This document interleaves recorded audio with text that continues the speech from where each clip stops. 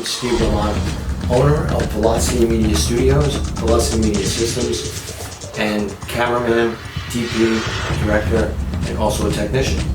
So, what I'm going to do in this next installment is called Real Reviews, where I personally review equipment, cameras, lenses, and so forth in a real-world application. There are plenty of places online to find the tech talk on all this kind of stuff, and that's fine for that. But in real-world application, when you take it and bring it out there on set, that's where it really shows its stuff. First installment, I'm going to review Vortex lights. They're made by a company called Cream Source, and there's a Vortex 4 and a Vortex 8. And the 8 is similar to the size of an S60, and the 4 is an S30. They're that comparable. So here's the review coming up, and I'll give you some more information afterwards. Hey, so this is Steve Romano, owner of Velocity Media Studio, shooting with the Vortex lights.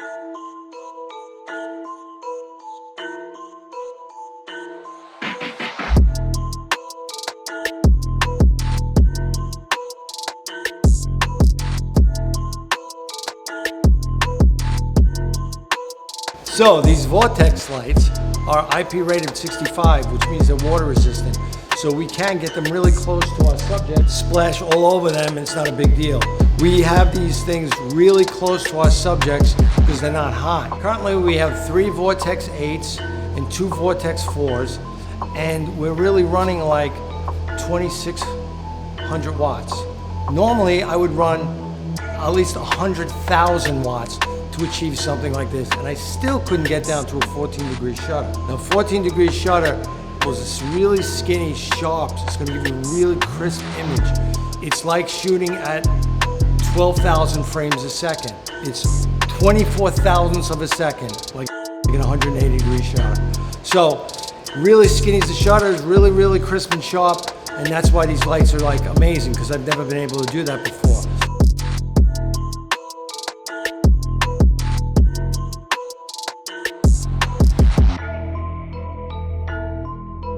Purchase your track today.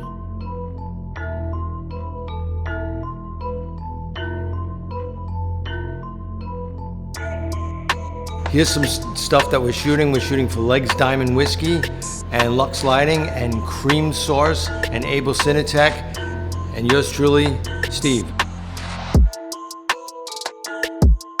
So in conclusion of this lighting system, okay, so the Vortex lights are very similar to all the 1x1s or the 2x1s out there. They are comparable in color, CRI. They look very similar, except for the fact that they are 10 times brighter. So I was able to shoot phantom footage at 938 frames a second at a 14-degree shutter, which is something, again, I've never done before. I was able to get that extreme crispness that you usually get out of using strobes back in the day when they used to use Unilux lighting. So with that, these lights are fantastic, and you're going to see them all over right now. I've just done a couple of movies and I've seen them on set, a lot of them. Now people are still going to be using sky panels all over the place, that's fine, but I got to tell you, these things destroy them with output. It's insane how much brighter they are, and it's a beautiful light. My only downside I found to them is that since there's a million, I forget how many diodes are in one of these units, but you could see each individual light, even when I double diffused it. So maybe in an eye or glass, when I was doing liquids and that kind of stuff, you could kind of see the dots in it. This is my only drawback, and if I got to dumb it down even further than that to get rid of that, then I'm getting back down to the lighting that I can get with any of these other lights. So that was my only downside.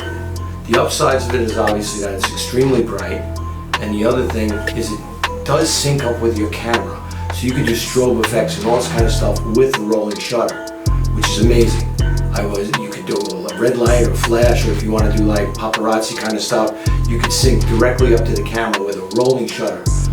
And I don't know if anybody knows this, but I remember when you shoot, when people use regular flashes, you'll get like a slice of the frame that'll flash.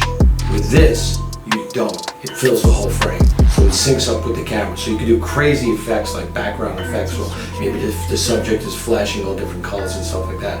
So, and it's only gonna get better. And that's pretty much it. I would say I love them. I think they're great. My only downside again is seeing the diodes a little bit. But in a lot of applications, you won't have a problem with that.